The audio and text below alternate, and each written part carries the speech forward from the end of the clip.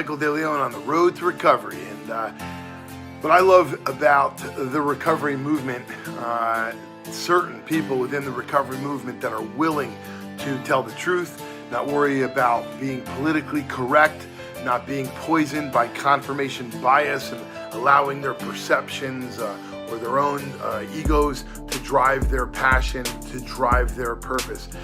When their purpose and passion is driven from heart, from soul, when people are in it for the right reasons. I'm so honored to have those people in my lives, and especially when that person is like me, unafraid of worrying about what other people think. And Joe Mitsch, what a guy, what a good friend of mine, and I'm so proud to be able to share his story, share his passion on the road to recovery from Dirty Jersey with my good friend Joe Mitsch. Well, what first got me involved in drugs, honestly, was I was trying to play baseball, and at a young age I started taking anabolic steroids.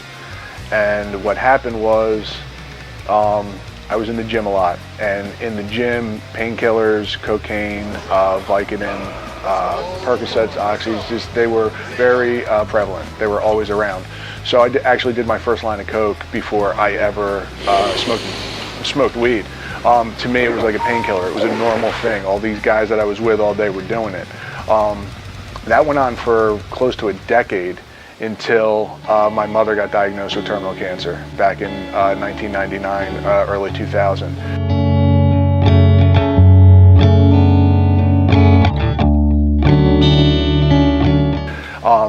Believe it or not, by that point I had never taken a drink, and what had happened was I started mixing alcohol with the habit that I already had, and that pretty much escalated very quickly and brought me to a place that I never even knew existed. Well, when my mom was diagnosed with cancer, I was an only child. My father was not around. My mother was my best friend. And when she got sick, I was terrified. And I didn't really know how to ask for help. I felt like I needed to put on a smile for everybody in my family. I needed everybody to think I was stronger than I actually was. And what I did was I started using alcohol, honestly, to just relax me. With the cocaine, I was always up, I was always revving to go, and what the alcohol basically did was kind of calm me down at night. We lost Mom after a very, very strong fight on her part. We lost her in 2007.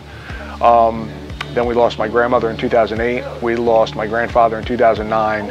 And then for me, I lost my best friend, who I consider my sister, on my birthday in 2010. That was my first suicide attempt,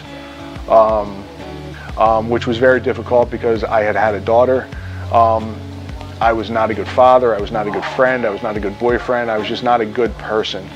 And then in January of 2013, I finally made the decision that I wanted to live, and I checked myself into rehab. I was in rehab for 44 days, and it was enough time, thankfully, for me to clear my head, learn a little bit about myself, find an inner strength, and realize that I actually had purpose in this world. And that's pretty much where my life began. I put up this facade that I'm just this real strong individual, and I didn't want anybody to think that I was weak.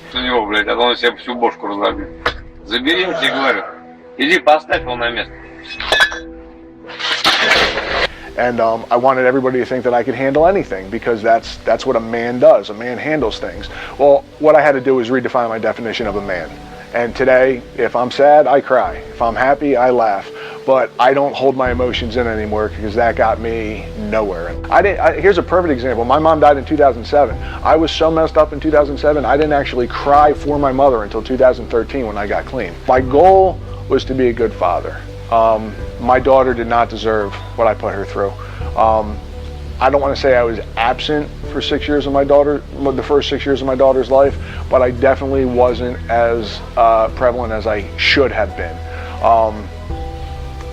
And when people ask me today, the one thing that recovery has given me a life back with my daughter. My daughter is my best friend today. She's 11 years old, going on 27, and I literally look at her every day like a miracle. I cherish every second with her.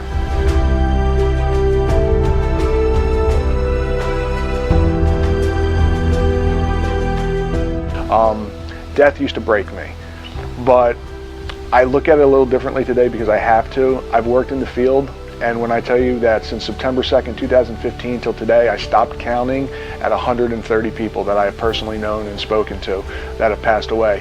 And that is from work, that is my own friends, that is people that I know from the rooms. It's too many people. So instead of mourning their passing and being upset that they're not here, I try my best to cherish the memories that I had with them, because that's really the only thing I can do to get through the day. It's hard. When I was a tech, and I would walk people to their car after their stay in rehab, and I would hug them, and I'd give them my number, and I'd say, call me if you need anything. And then 4 hours later, I get a phone call from their mother saying that they overdosed. That's hard. Like, I don't know where to put that. And there's nothing in life that trained me or taught me or prepared me for the amount of death that I have faced or that I have seen in the past 2+ years. It's definitely numbing. Numbing is the best word I can use to describe it. I was 4 years clean. I decided to get my head tattooed. So on the right side, I have a raven, a skull, and a flower, which to me signifies the death of my past and my addiction. And on the left side, I have a phoenix, which is my rebirth. Recovery was the hardest thing I've ever done in my life, and it was also the most rewarding. So, you know, I mean, hopefully if I can, not to sound cliche, but if I can help one person not to make the same mistakes that I've made in life, then, you know, I guess that's my job. Hey, Big Joe, I'm so proud to have someone in my life that's as unafraid to tell the truth as I am, as unafraid and uncaring of what other people's perceptions of them are. You are one true gentleman, true soul, passionate, a recovery advocate by every definition, every word within the definition, and I'm honored to have you as a friend, as a mentor, as someone I look up to. I appreciate your honesty more than anything else. Your passion, your honesty. Joe, thanks so much for sitting down with us. Proud to have you on the Recovery Army. From dirty Jersey and across the country, I'm Michael DeLeon, and we'll see you on the next episode of On the Road to Recovery.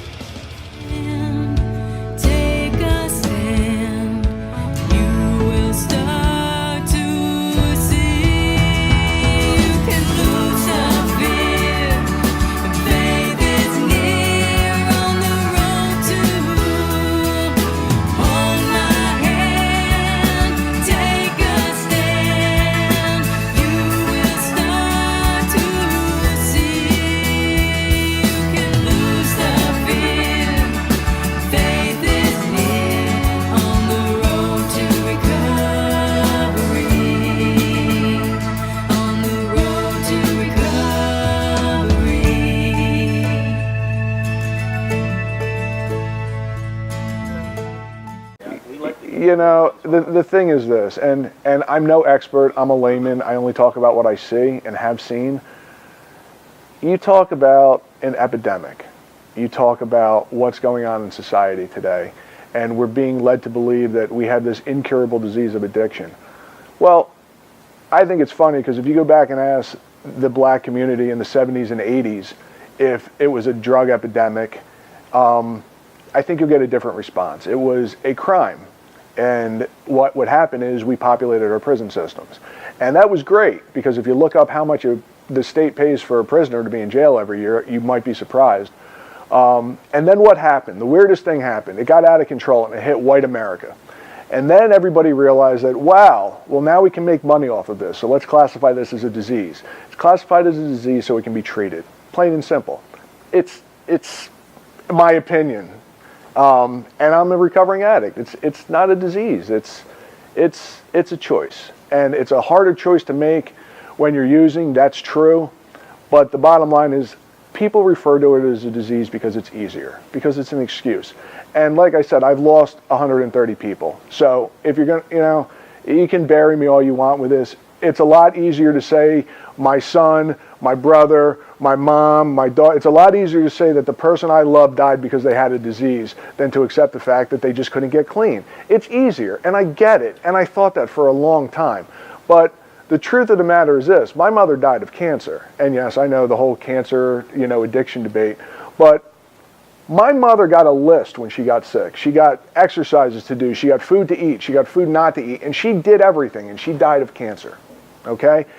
I guarantee you, on my daughter's life, I guarantee you that if you stop using heroin and you do not use heroin for a year, you will not die of a heroin overdose. It's a fact. You will not die unless you pick up.